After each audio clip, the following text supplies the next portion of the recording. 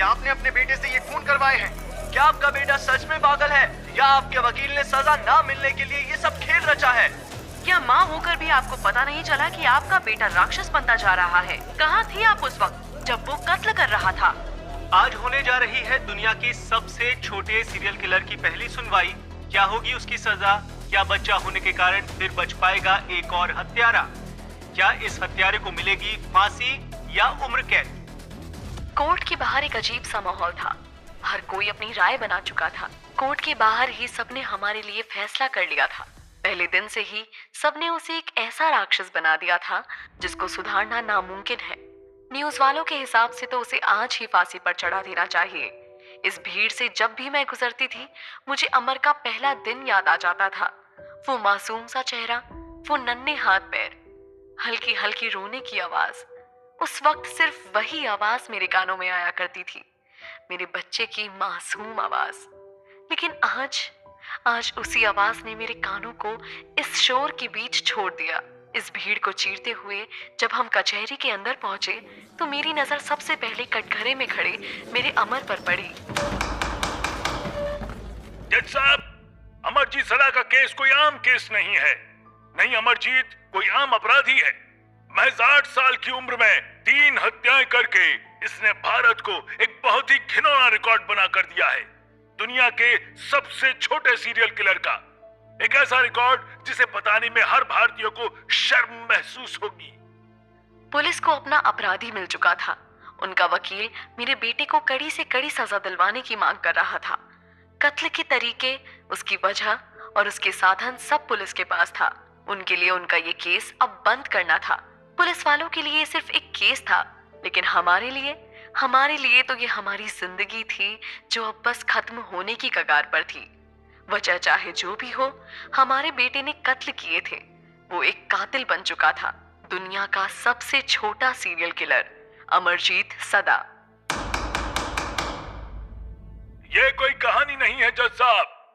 अमरजीत ने जानते हुए कि वो खून कर रहा है ये कत्ल किए हैं। उसने जितनी बेरहमी से 3 मासूम लड़कियों की हत्या की है, उसे कड़ी से कड़ी सजा मिलनी ही चाहिए। ये सबक होना चाहिए हर एक अमरजीत सदा के लिए। मेरे क्लाइंट ने किसी सोची समझी साजिश के तहत ये खून नहीं किए हैं। आप चाइल्ड साइकोलॉजिस्ट की रिपोर्ट्स देख सकते हैं। मेरा क्लाइंट एक मानसिक रोगी है। साजिश हो या ना हो, लेकिन खून तो हुए हैं जज साहब। अमरजीत ने जिस बेरहमी से उन 3 बच्चियों के सर कुचले हैं, उसे इस समाज में रहने का कोई हक नहीं है। ऐसे ही बच्चे आगे चलकर जुर्म के बड़े बादशाह बन जाते हैं। अगर आज हमने उसे बिना किसी सजा के जाने दिया तो आगे चलकर वो और भी संगीन और भी भयानक जुर्म को अंजाम देगा और हम सिर्फ देखते रह जाएंगे। जज साहब, वो एक 8 साल का बच्चा है। हमारे देश के कानून में ऐसा कोई प्रावधान नहीं है जो उसे जेल की सलाखों के पीछे बंद कर सके या उसे सजाए मौत दी जा सके। कानून को बदलने का वक्त आ गया है। आज अगर कोई 8 साल का बच्चा 3 मासूमों की जान लेकर भी समाज में फिर से जीने के लिए छोड़ दिया जाएगा तो इससे क्या मिसाल बनेगी? कोई भी माँ बाप अपने बच्चे से खून करवाते जाएंगे, चोरी डकैती हर जुर्म बच्चों के सर लगा दिया जाएगा और हम कुछ नहीं कर पाएंगे। मेरी कोर्ट से दरख्वास्त है कि इस केस को एक माइलस्टोन केस बनाकर जुवेनाइल लॉ में सुधार किया जाए। ऐसे भयानक कातिल को समाज में फिर से जाने देना सही नहीं है। मेरे बेटे को एक तरफ कातिल साबित किया जा रहा था तो दूसरी तरफ उसे पागल साबित किया जा रहा था। और मैं ये दोनों सच नहीं मानना चाहती थी। मैं तो चाहती थी बस मेरा बेटा बच जाए और मुझसे दूर ना जाए। लेकिन ये जंग तो मैं हार चुकी थी। मेरे हाथ में अब कुछ भी नहीं था। अब सब कुछ इस जज के हाथ में था और कोर्ट के बाहर ये फैसला न्यूज वालों का था। आज हम पहुंच चुके हैं अमरजीत सदा के मामले में, जहां एक हैरान कर देने वाली और बेहद चौंकाने वाली सच्चाई सामने आई है। ये मामला देश के सबसे छोटे सीरियल किलर केस के रूप में इतिहास में दर्ज किया जा रहा है। पुलिस की प्रेस कॉन्फ्रेंस में अब तक की सबसे बड़ी परतें खुलने जा रही हैं।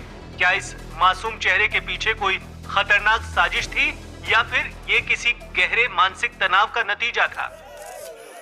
हमारी टीम को जब खुशबू के गायब होने की रिपोर्ट मिली तो हमने तुरंत इस मामले की जांच शुरू की। गांव में पहुंचने पर हमने पाया कि खुशबू की गुमशुदगी कोई अकेली घटना नहीं थी। इससे पहले भी 2 लड़कियां गायब हो चुकी थी, जिनमें से एक लड़की अमरजीत सदा की छोटी बहन परी थी, लेकिन उनकी कोई रिपोर्ट दर्ज नहीं करवाई गई थी। सर, क्या इस वजह से इसकी रिपोर्ट दर्ज नहीं हुई थी? परी और गुड़िया ये दोनों अमरजीत के घर की ही बच्चियां थी। घर का मामला बाहर ना जाए, इसीलिए परिवार वालों ने कोई रिपोर्ट दर्ज नहीं करवाई।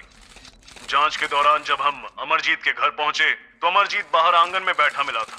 हमने जब उससे खुशबू की गुमशुदगी के बारे में पूछा तो उसने हमसे कहा कि वो खुद हमें दिखा देगा कि खुशबू कहाँ है। अमरजीत के इस खुलासे के बाद जांच की दिशा को बदलते हुए हमने अमरजीत से पूछताछ की, जिसमें उसने अपने सारे गुनाह कबूल किए हैं। सर, क्या आप इसके लिए फांसी की सजा या उम्र कैद की मांग करेंगे? सर, क्या आपको नहीं लगता कि इस केस में और छानबीन की जरूरत है? एक 8 साल का लड़का इस तरह हत्या कैसे कर सकता है? हत्याएं अमरजीत ने ही की है, उसने ये खुद कबूल किया है। हमने अमरजीत की पूछताछ एक चाइल्ड साइकोलॉजिस्ट के थ्रू करवाई है।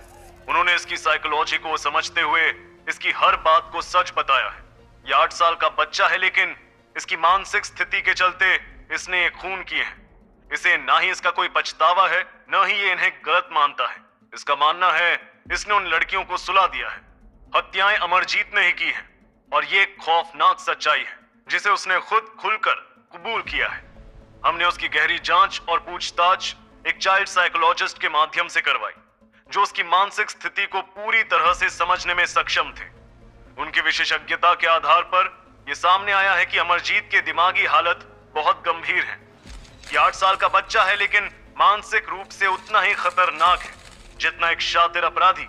ये खुद को दोषी नहीं मानता, बल्कि उसका कहना है कि उसने उन निर्दोष लड़कियों को सुला दिया है। उसकी बातों से जाहिर होता है कि उसे न तो किसी तरह का पछतावा है और न ही उसे अपनी करतूतों का एहसास है। उसकी ये खतरनाक मानसिकता और अपराध की बेरहमी से समाज को एक बड़ा झटका लगा है। ये मामले की गंभीरता को और बढ़ाता है, और पुलिस इसकी जांच में कोई कमी नहीं छोड़ रही है। कहीं ऐसा तो नहीं कि पुलिस केस बंद करने के लिए इस बच्चे को फ्रेम कर रही हो? ये मामला बहुत संगीन है। जिनकी हत्याएं हुई हैं वो तीनों बच्चियां थी, और जिसने उन्हें मारने का सच कबूला है वो भी एक 8 साल का बच्चा है।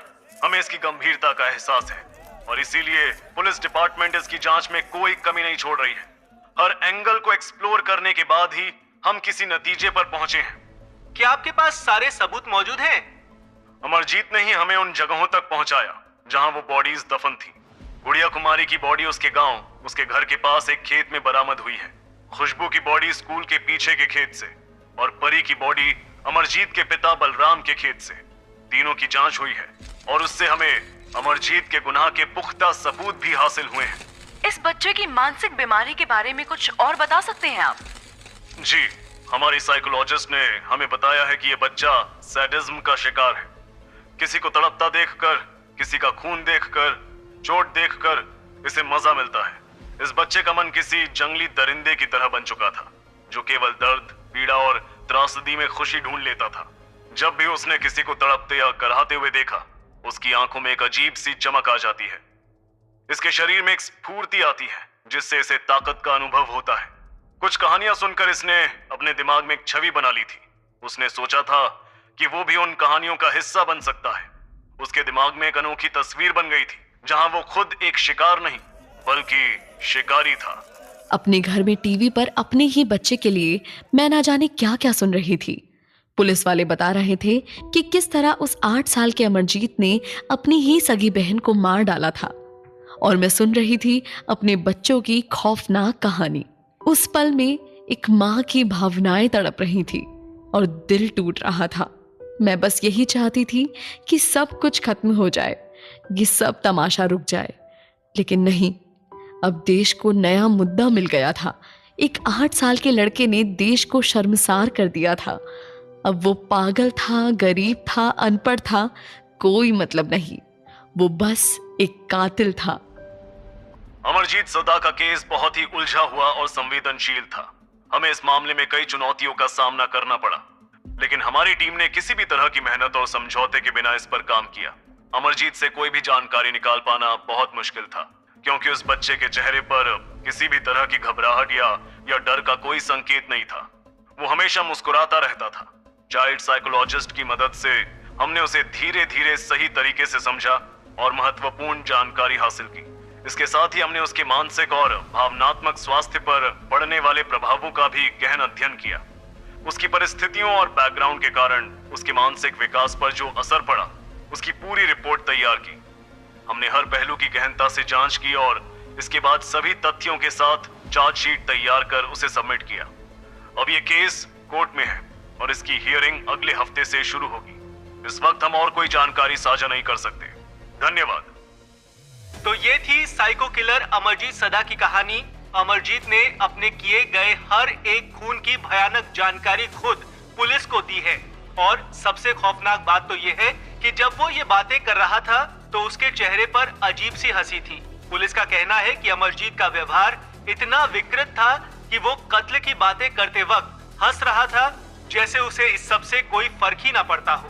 क्या कोई आम बच्चा इस तरह खून और कत्ल की बात करते हुए हंस सकता है? क्या सच में ही अमरजीत ने ही ये खून किए हैं या खेल खेल में उससे ये खून करवाए गए हैं? ये तो तभी पता चलेगा जब उसे सजा सुनाई जाएगी। जैसे ही मैंने टीवी बंद किया, मेरी आंखों के सामने एक अजीब सन्नाटा छा गया। मैंने अपनी आंखें मूंद ली जैसे ये सब कोई सपना हो और आंखें बंद करने से हकीकत बदल जाएगी। दिल में ये चाह थी कि मेरी दुनिया फिर से उसी तरह हंसती खिलखिलाती लौट आए और मेरा अमर वापस मेरी गोद में आ जाए। लेकिन आंखें बंद करने पर भी वो दर्दनाक सच मेरा पीछा ही नहीं छोड़ रहा था। अमर का चेहरा, उसकी आंखों की वो सूनी चमक और उसके हाथों में पड़ी हथकड़ियां जैसे मेरी सोच में कैद हो गई थी। वो मासूमियत भरी मुस्कान, जैसे उसे इस बात का एहसास ही नहीं कि उसके साथ क्या होने वाला है, मुझे कचोटती रही। उसकी आंखों में कोई आंसू नहीं थे, कोई अफसोस नहीं, जैसे वो अपने सच पर दृढ़ था, जैसे उसके मुंह से सिर्फ सच ही निकल सकता था।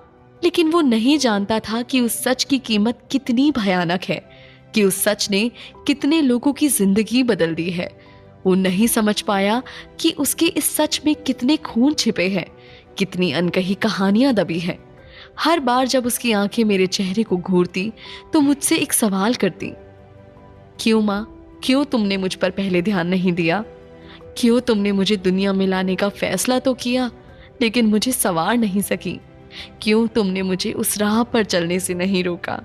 उसकी ये नजरें और ये सवाल मुझे भीतर तक झकझोर कर रखते थे, जैसे वो चाहता था कि मैं उसे जवाब दूं। लेकिन मेरे पास कोई जवाब नहीं था, जैसे इस दुनिया में किसी के पास भी नहीं था। उसके सवाल मेरे दिल में कांटों की तरह चुभ रहे थे, जैसे हर सवाल मेरा कलेजा चीर कर जवाब मांग रहा हो। मैं बुरी तरह उलझ गई थी।